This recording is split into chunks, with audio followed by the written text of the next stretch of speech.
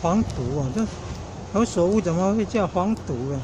用行摄 APP 软体程式拍照得到的答案竟然是黄毒嘞，草头黄嘞，独特的毒嘞。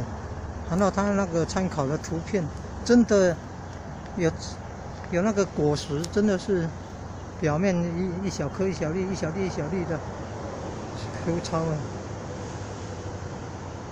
是我们平常看过的那种种子培育幼苗用的那个果实。还有的把它切片，然后用可能有经过晒干，还是加什么药物、中药泡制的，它做成那个，据说什么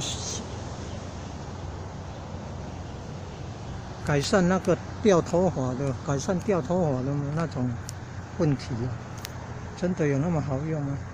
还去日月潭那边我们买了一包回来了，还不敢煮来洗头发嘞。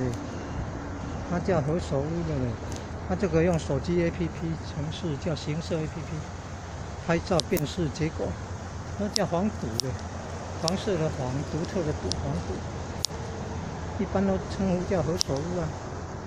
这是中药药材呢。那秋天的时候，树叶子会枯干掉，然后那个藤，据说那个藤有用哎，那个藤哎。对，从中医草药的观点来说，是对身体有帮助的。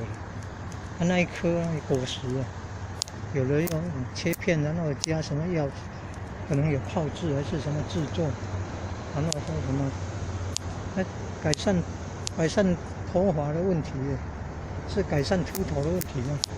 何首乌让头发乌黑，预防白发。